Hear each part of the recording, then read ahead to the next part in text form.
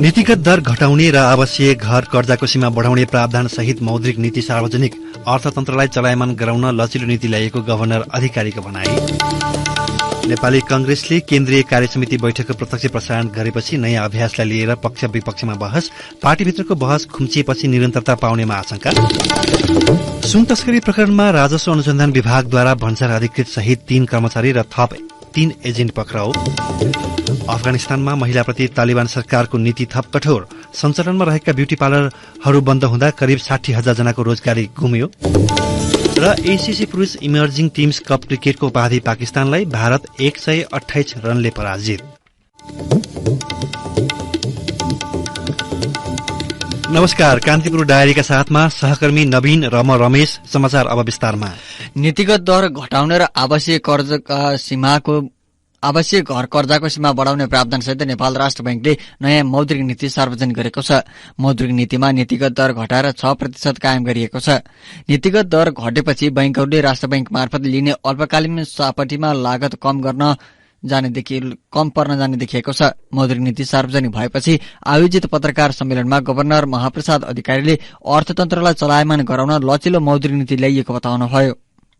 Petroleum पदार्थ र खाद्य वस्तुको मूल्यमा भएको उच्च वृद्धिका कारण विकसित एवं विकासशील राष्ट्रहरूले सामना गर्नु परिरहेको उच्च मुद्रास्फीतिमा केही सुधार आए तापनि लक्ष्यभन्दा माथि नै रहेको छ। फलस्वरूप अधिकांश केन्द्रीय बैंकहरूले लिएको नीतिगत कार्यदिशाले निरन्तरता पाइरहेको अवस्था छ। यसबाट उदयमान र विकासशील राष्ट्रहरूमाथि परेको वित्तीय दबाव कायमै रहेको छ। विश्व स्तरमा जारी रहेको नीतिगत कार्यदिशालाई समेत ध्यानमा राखी मौद्रिक नीति तर्जुमा गरिएको छ। मूल्य र बाह्य क्षेत्र स्थायी कायम राख्दै अर्थतन्त्रलाई चलायमान बनाउन सजगतापूर्वक लचिलो मौद्रिक नीतिको कार्यदिशा अवलम्बन गरिएको छ। शेयर, धितो कर्जा, रियल इस्टेट कर्जा तथा हायर पर्चेज कर्जाका विद्यमान जोखिम भार सम्बन्धी व्यवस्थापन र अवलोकन गरिने भएको छ। त्यस्तै पहिलो आवासीय घर कर्जाको सीमा 2 करोड़ रुपियाँ पुर्याएको छ। त्यसबारे जानकारी दिँदै गभर्नर अधिकारीले भन्नुभयो, वित्तीय क्षेत्रको स्थायित्वलाई असर पुर्याउने गैर व्यावसायिक तथा उशृङ्खल गतिविधिलाई समेत नियन्त्रण गर्न सहयोग पुग्ने गरी विद्यमान ब्याङ्किङ कसुर ऐन 2064 मा समसामयिक संशोधन प्रक्रिया अगाडि बढाइनेछ। पहिलो आवासीय घर कर्जाको सीमा रु 1,50,00,000लाई वृद्धि गरी 2 करोड़ पुर्याइनेछ। ब्याङ्क तथा वित्तीय संस्थामा खाता खोली विप्रेषण पठाएमा कम्तीमा 1% थप ब्याज दिने व्यवस्थालाई निरन्तरता दिएको छ। तथा वित्तीय संस्थाको सुझाव समेतको आधारमा चालु पुँजी कर्जा सम्बन्धी मार्गदर्शनमा आवश्यक पुनरावलोकन गरिनेछ।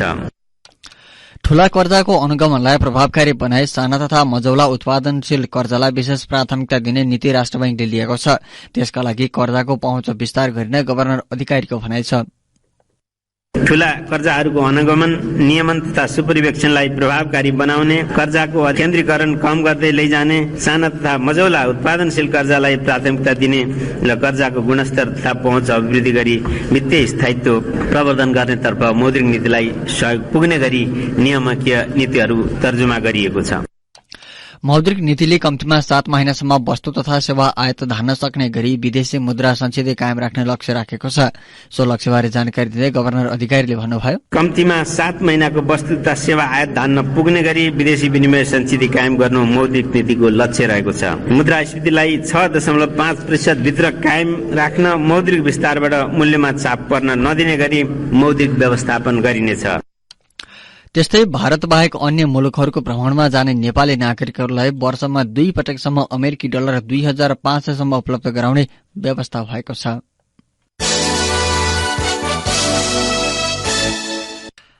कान्तिपुर डायरीमा अब कान्तिपुर सविस्तारको पालो। कान्तिपुर सविस्तार। नेपाली कांग्रेसले केन्द्रीय कार्यसमिति बैठक पहिलो पटक प्रत्यक्ष प्रसारण गरेपछि यति बेला यसको पक्ष विपक्षमा बहस भइरहेका छन्। पार्टीभित्र नेतृत्वप्रति असन्तुष्टि बढ़िरहेका बेला केन्द्रीय तहको बैठकमा हुने बहस सबैले हेर्न र सुन्न पाउने व्यवस्था कांग्रेसले गरेको हो। प्रत्यक्ष प्रसारणबाट दलभित्र कुन तहको बहस हुन्छ भन्ने जानकारी आम मानिसले थाहा पाउने भएकाले कांग्रेसले थालनी गरेको अभ्यास सही भएको भन्दै प्रशंसा भएका छन्। तर अर्कोतर्फ पार्टीभित्र हुने बहस प्रत्यक्ष प्रसारणका कारण खुम्सिन सक्ने चिन्ता व्यक्त भएको छ। त्यसो हो भने कांग्रेसले शुरू गरेको यो अभ्यास अन्य दलले पनि अंगीकार गर्न सक्छन् त भन्ने प्रश्न उब्जिएको छ। मुलुकको पहिलो ठूलो दल नेपाली कंग्रेसले केन्द्रीय कार्य समिति बैठक फेसबुक मार्फत लाइभ गरेपछि पार्टीभित्रको गोपनीयता भंग हुने भन्दै सोही पार्टीका नेताहरूले असन्तुष्टि जनाइरहेका छन्। बैठकमा राखिएको धारणाले राजनीतिक रूपमा अप्ठ्यारो पर्न सक्ने उनीहरूको मत पाइन्छ। कंग्रेस भित्रबाटै प्रकट भएको यस्तो धारणाका बीच अन्य दलका नेताहरूले भने बैठकको प्रत्यक्ष प्रसारण व्यवहारिक नभएको बताएका छन्। माओवादी केन्द्रका सचिव देवेन्द्र पौडेल कंग्रेसले लोकतान्त्रिक अभ्यास देखाए पनि प्रत्यक्ष प्रसारणले आन्तरिक तिक्तता नमेट्ने बताउँछन्। उनी भन्छन्, लोकतान्त्रिक प्रणालीमा उहाँहरूले चाहिँ विधि उहाँहरूले अपनाउनु भयो, त्यो तुलनात्मक रूपमा चाहिँ बेसिक भन्न मिल्दैन। लोकतन्त्रको प्रयोगको रूपमा नै त्यसलाई हामीले ग्रहण गर्नुपर्छ। अब हाम्रो अलिकति संगठनात्मक भित्री शैली फरक छ। हामी भूमिगत पनि खुला पनि दुईटै अभ्यासबाट आएका छौँ। हाम्रो संगठनात्मक पद्धति प्रणाली भनेको जनवादी केन्द्रीयता र कमिटी प्रणालीमा हामी आधारित छौँ। मार्क्सवादी भन्दा पनि अझै पनि क्याडर बेस पार्टी र कमिटी प्रणाली भएको हुँदाखेरि त्यही कुराहरू हुबहु हामीले त्यही रूपमा लागू गर्न अलि अप्ठ्यारो होला।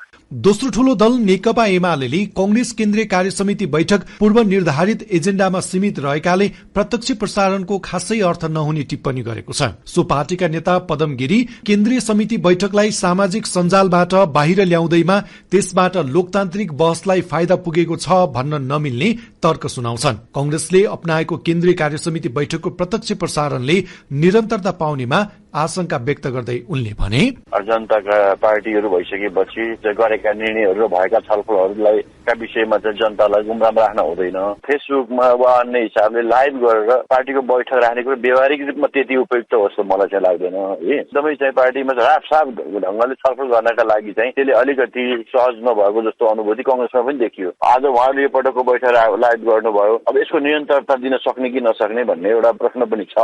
यता राष्ट्रिय स्वतन्त्र पार्टीले कंग्रेस केन्द्रीय कार्य समिति बैठकबाट जनतामाझ आफ्ना गतिविधिलाई पारदर्शी रूपमा प्रस्तुत गर्नु महत्वपूर्ण अभ्यासको शुरूआत भएको टिप्पणी गरेको छ। तर पार्टीको केन्द्रीय कार्य समिति बैठकमा हुने बहसका लागि संवेदनशील हुनुपर्ने सो पार्टीका नेता सन्तोष परियारको भनाइ छ। उनले भने, लोकतन्त्रलाई पारदर्शी बनाउने र राजनीतिक पार्टी भित्र के विषयमा कस्तो विषयमा कसरी छलफल हुन्छ भन्ने विषय सिधै जनताकोमा पुर्याउने कुरा त्यो सदैव स्वागत योग्य कुरा नै हुन्छ। त्यो गर्नुपर्ने पर्छ भन्ने लाग्छ। तर कहिलेकाहीँ पार्टी भित्र हुने अब राष्ट्रिय मुद्दामा राष्ट्रिय सुरक्षाका विषयमा केही विषयहरू चाहिँ नि त्यति सहज नहोला कि भन्ने पनि प्रश्न छँदै रहेछ। यो सुरुवात भएको छ, हेरौँ न आगामी दिनमा यो कसरी जान्छ। स्वतन्त्र पार्टीले यसलाई स्वागत योग्य नै र लोकतन्त्रमा अर्को एउटा प्रयोग भन्ने रूपमा लिएको छ। कंग्रेसको बैठक प्रत्यक्ष प्रसारण हुँदा नेताहरूको धारणा र बहसको आयतन खुम्चिएको प्रश्न हुन्छ। त्यसमाथि प्रत्यक्ष प्रसारण भएकाले बैठकमा अन्य दल र नेताको बारेमा धारणा नराख्न पार्टी नेतृत्वले आग्रह गरेको भन्दै कंग्रेसका नेताहरूले विमति राखेका छन्। उनीहरूको बुझाइमा पार्टीको रणनीतिक विषय प्रत्यक्ष प्रसारणका कारण खुम्चिएको छ।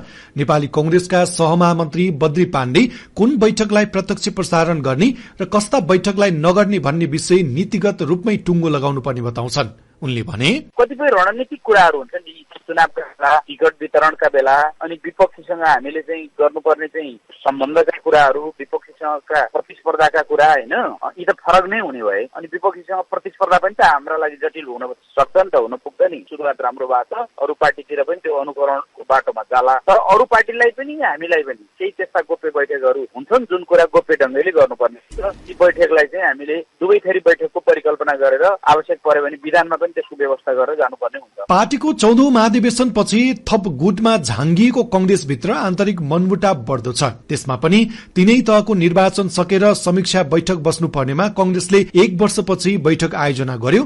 असन्तुष्टि निकै बढेका बेलामा बोलाइएको बैठकको प्रत्यक्ष प्रसारण गर्ने नीति सभापति शेरबहादुर देउवाले लिएपछि आफू विरुद्धको आलोचनाबाट बच्न खोजेको अर्थमा समेत व्याख्या गरिएको छ। यही पृष्ठभूमिमा कंग्रेसले शुरू गरेको अभ्यासको निरन्तरतामाथि प्रश्न उठेको हो। वामपन्थी नेता राधाकृष्ण मैनाली कंग्रेसले लोकतान्त्रिक अभ्यासको शुरूआत गरे पनि त्यसले निरन्तरता पाउनेमा ढुक्क नभएको बताउँछन्। उनले भने, बाहिरी प्रभाव त पब्लिकली बोल्न काङ्ग्रेसलाई यता वामपन्थीको जस्तो होइन, काङ्ग्रेसमा अलिक धर्खड हुन्छ। जसले गर्दा पब्लिकली चाहिँ ब्रोडकास्ट गरेपछि वक्ताहरूलाई सबको कुरो राख्न गाह्रो हुन्छ भन्ने चतुराइका साथ राखिएको हो। र त्यसले अब एउटा नयाँ परिस्थिति के ल्यायो भने अब यो कन्टिन्यू गर्ने कि नगर्ने, अब यही इस्यु मात्रै निकाल्दा अरू बैठकमा कन्टिन्यू हुन्छ कि हुँदैन। अब यसको इम्प्याक्ट अरू पार्टीमा पनि पर्ने हो। एक कुरा पार्टीले यसो गरेपछि अर्को पार्टीले पनि त्यो दोहोऱ्याउन सक्ने भयो। मलाई चाहिँ यसलाई पोजिटिभली अरू पार्टीले लिन्छन् या सबैले वास्तव नगर्ने स्थिति आउँछ। त्यो त डाउपेजमा आएको हो कि एउटा डेमोक्रेटिक प्रोसेसलाई स्थायित्व दिन आएको हो, त्यो भोलिका दिनले मात्रै यसलाई टुङ्गोलाउँछ। सार्वजनिक खपतकै लागि सही कंग्रेसले केन्द्रीय कार्य समिति बैठकको प्रत्यक्ष प्रसारण गरेर नयाँ अभ्यासको थालनी गरेको कुनै सन्देह छैन। तर बैठकमा भएको बहस अनुसार आगामी दिनमा पार्टीलाई एकताबद्ध बनाएर लैजान नेतृत्व पंक्तिले अग्रसरता देखाउन सक्छ या सक्दैन भन्ने प्रश्न चाहिँ सबैभन्दा महत्वपूर्ण हो। रेडियो कान्तिपुरका लागि सन्तोष गन्धर्व। कान्तिपुर सविस्तार। यसैबीच नेपाली कंग्रेस केन्द्रीय कार्य समितिको 5औं दिनको बैठकमा हिजो प्रभावशाली नेताहरूले धारणा राखेका छन्। संस्थापन पक्षका नेताहरूले नेतृत्वको बचाउ गर्दा इतर पक्षका नेताहरूले पार्टीलाई विधान अनुसार चलाउन नसकेको भन्दै आलोचना गरेका छन्। नेता शेखर कोइरालाले पार्टी र सरकारका गतिविधिमा प्रश्न गर्दै 15 बुँदे धारणा सहितको सुझाव राख्नु भएको छ। नेता कोइरालाले मुलुकमा दण्डहीनतालाई प्रश्रय दिने गरी कानून बनाउन लागेको भन्दै आपत्ति जनाउनुभयो। मलाई सबभन्दा चिन्ता लागेको के हो भने नेपाली कंग्रेस एउटा लोकतान्त्रिक पार्टी हो।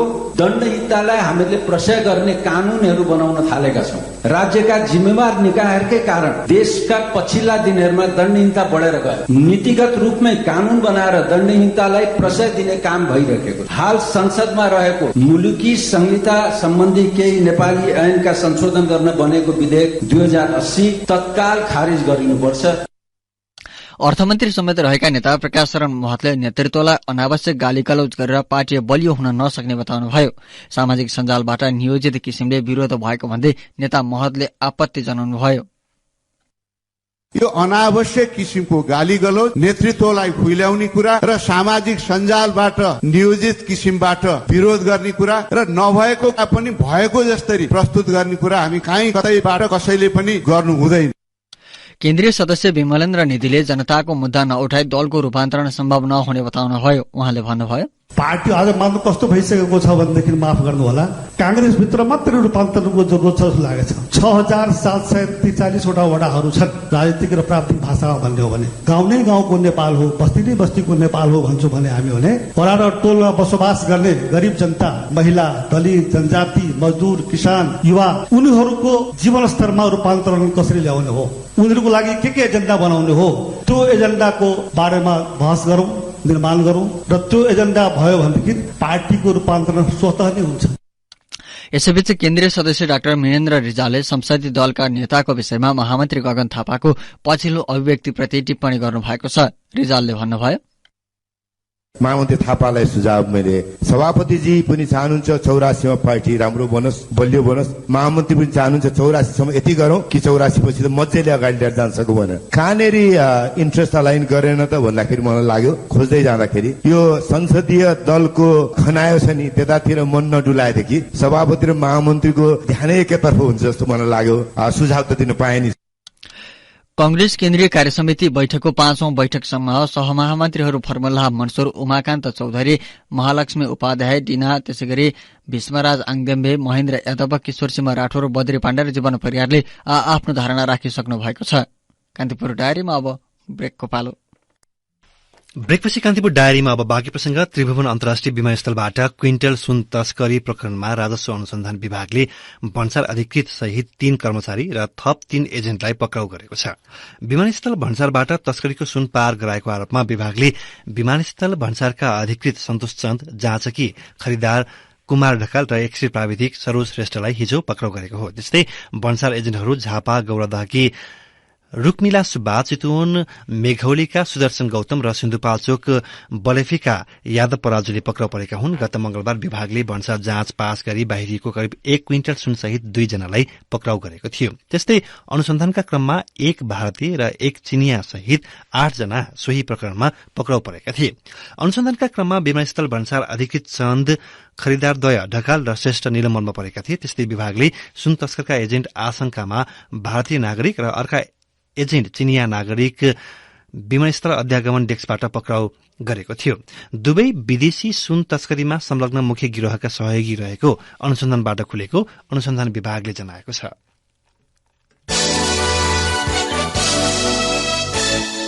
संघीय संसद र प्रदेशसभाका सभामुख र उपसभामुखहरूले आफूहरूलाई बजेटको अभाव नहुने गरी व्यवस्था गर्न नेपाल सरकारलाई ध्यानकर्षण गराएको छ। काठमाडौँमा आयोजित अन्तर्क्रियामा संघीय संसद र प्रदेशसभाहरूको कार्य सञ्चालनमा कुनै पनि कारणबाट बजेट अभाव हुने वातावरण नबनाउन भेलाले निष्कर्ष निकालेको हो। त्यसैगरी संघीय संसद र प्रदेशसभाहरूका लागि भौतिक स्रोत र दक्ष जनशक्तिको पर्याप्त व्यवस्था गराउन पनि पहल गर्ने निष्कर्ष निकालिएको प्रतिनिधि सभाका सचिव पदमराज पाण्डेले जानकारी दिनुभयो। शुक्रबार शनिबार भएको भेलाले संसदको अधिवेशन आह्वान, अन्त्य, अधिवेशनमा पेश हुने विधेयकहरू लगायत सरकारी कार्यसूचीमा रहने विषयहरूको सम्बन्धमा सरकारले अध्यक्षसँग परामर्श गर्ने पद्धतिको अवलम्बन गर्नुपर्ने उल्लेख गर्दै सो व्यवस्थाबारे पनि सरकारलाई सचेत गराउने जनाएको छ। पूर्व बजेट छलफल र सरकारको वार्षिक नीति तथा कार्यक्रममाथिको छलफलमा उठेका विषय समावेश हुने अवस्थाको सुनिश्चितता गर्ने र उल्लेखित कार्यक्रमहरू बाहेक हरेक आर्थिक वर्षको बजेट अधिवेशन अगावै सक्ने गरी व्यवस्था गर्ने पनि तय गरिएको उहाँले बताउनुभयो। बेलाले प्रतिनिधि सभाका उपसभामुखको नेतृत्वमा राष्ट्रिय सभाका उपाध्यक्ष र प्रदेश सभाका उपसभामुखहरू रहेको एक संसदीय संयन्त्र निर्माण गर्ने पनि निर्णय गरेको छ। यसैबीच राष्ट्रिय सभा उपाध्यक्ष उर्मिला अर्यालले चन्द्रागिरीमा सम्पन्न भेलापछि जारी गरिएको निष्कर्षमा असहमति जनाउनु भएको छ। ललिता निवास जग्गा हिनामिना प्रकरणमा जोडिएका नापी कार्यालयका पूर्व कर्मचारी अरूण कुमार श्रेष्ठ पक्राउ परेका छन्।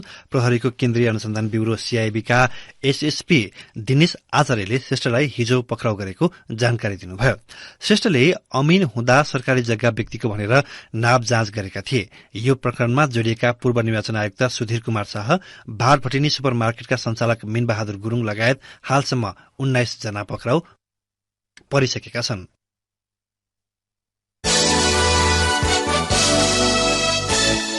प्रधानमन्त्री तथा माओवादी केन्द्रका अध्यक्ष पुष्पकमल दाहालले नेपाल भ्रमणमा रहेका चिनिया कम्युनिष्ट पार्टी सीपीसीका पोलिट ब्यूरो सदस्य समेत रहेका नेता युवान च्याचुनसँग भर्चुअल संवाद गर्नुभएको छ। प्रधानमन्त्री दाहाल इटाली भ्रमणमा रहेका बेला चिनिया नेता युवान च्याचुन नेपाल भ्रमणमा हुनुहुन्छ। प्रधानमन्त्रीको सचिवालयका अनुसार दाहाल र च्याचुन बीच हिजो भर्चुअल माध्यमबाट संवाद भएको हो। संवादमा दुई देशका आपसी हितका विषयमा छलफल भएको बताइएको छ। सीपीसीका पोलिट ब्यूरो सदस्य युवान च्याचुन 3 दिने नेपाल भ्रमणका क्रममा हिजो काठमाडौँ आइपुगेका छन्। दक्षिण एसियाका मुलुकहरूको भ्रमणमा रहेका उहाँ श्रीलंकाको भ्रमण सकेर नेपाल आइपुग्नु भएको हो। कान्तिपुर डायरीमा पुनः ब्रेकको पालो। ब्रेकपछि कान्तिपुर डायरीमा अब आर्थिक प्रसंग। वीरगंज उद्योग वाणिज्य संघले औद्योगिक तथा व्यावसायिक क्षेत्रमा देखिएको समस्या समाधान गर्न अर्थमन्त्री डाक्टर प्रकाशन महतसँग माग गरेको छ। संघले हिजो अर्थमन्त्री महतलाई ज्ञापन पत्र पठाउँदै औद्योगिक तथा व्यावसायिक क्षेत्रमा देखिएका समस्या अविलम्ब समाधान गर्न माग गरेको हो। संघका वरिष्ठ उपाध्यक्ष हरि गौतमद्वारा हस्ताक्षरित ज्ञापन पत्रमा पछिल्लो समय उद्योगी व्यवसायलाई कारोबार गर्न अत्यन्त नै कठिन भइरहेको उल्लेख छ। सीमापारीका वस्तुको दरभावको मूल्याङ्कन नगरी भन्सार दर परिवर्तन गर्दा चोरी पैठारीको समस्या बढेको व्यवसायीको भनाइ छ। स्मार्टफोन र स्मार्ट जमाना खल्ती हो, पैसाको नयाँ ठेगाना।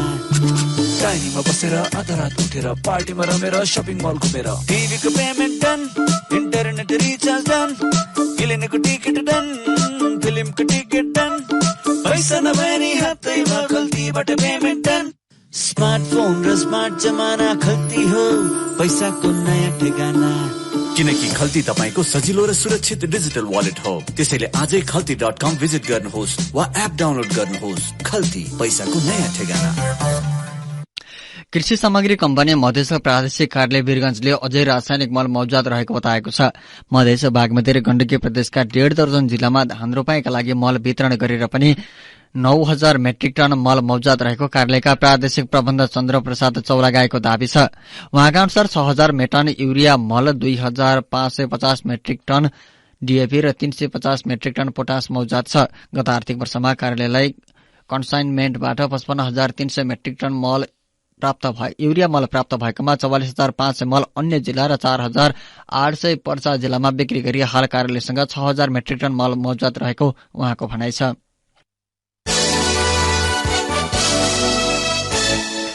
अब अन्तर्राष्ट्रिय प्रसंग। अफगानिस्तानमा तालिबानले ब्युटी पार्लर सञ्चालनमा प्रतिबन्ध लगाउँदा 60,000 महिलाले रोजगारी गुमाएका छन्। महिलालाई कक्षा कोठामा जिम तथा पार्क जान प्रतिबन्ध लगाएको तालिबानले सौन्दर्य केन्द्रमा समेत प्रतिबन्ध लगाएको हो। 2 वर्ष अघि अफगानिस्तानको सत्तामा पुनः कब्जा लिएका बेला ब्युटी पार्लर सञ्चालनमा अनुमति दिएको तालिबानले आफ्नै निर्णय उल्टाएको बीबीसीले जनाएको छ।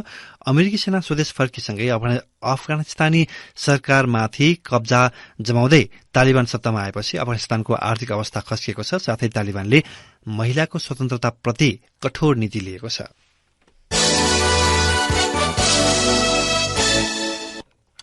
अब खेल प्रसंग श्रीलंकामा आयोजना भएको SSC men's emerging teams cup क्रिकेटको उपाधि पाकिस्तानले जितेको छ।